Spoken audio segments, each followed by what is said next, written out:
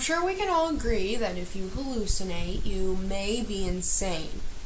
But what if I said that it's possible to hallucinate and not be insane?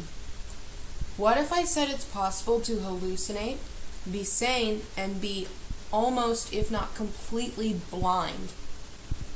Today I'm going to be talking about Charles Bonnet syndrome. I will discuss who is stricken and why, the neurological activity involved, the characteristics of these hallucinations, and why more people aren't stepping forward.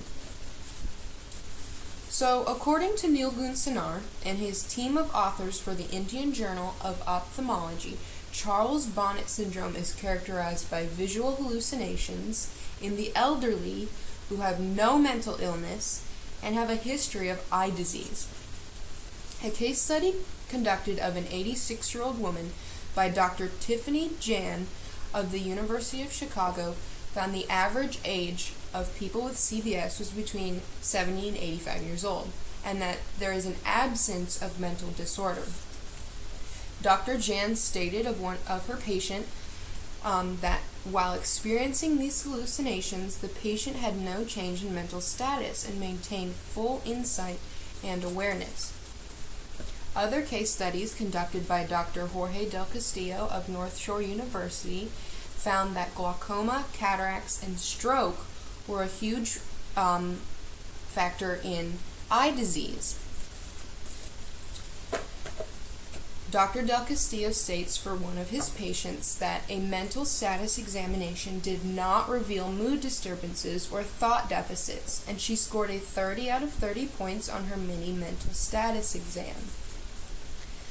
As reported by Dr. Jan and Dr. Del Castillo, the currently accepted theory of the cause of CBS is hyperactivity in the occipital lobe of the brain due to vision loss.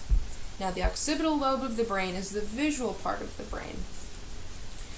This hyperactivity, said by Dr. Jan, later causes spontaneous firing of the visual regions. In other words, when the brain has this newfound blindness, it almost becomes bored and becomes overly excited and starts spontaneously firing, creating its own images.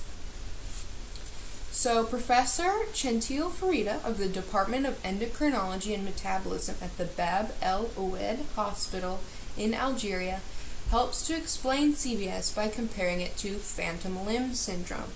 Phantom limb syndrome is when someone who has an amputated limb still feels pain and sensation in that limb that is no longer there.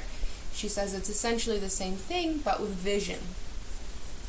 According to Oliver Sacks, a professor of neurology at the NYU School of Medicine, 15% of people with CBS have complex hallucinations, such as animals, faces, people, and scenery, while the remaining 80% have simple shapes, colors, patterns, and light, things like that.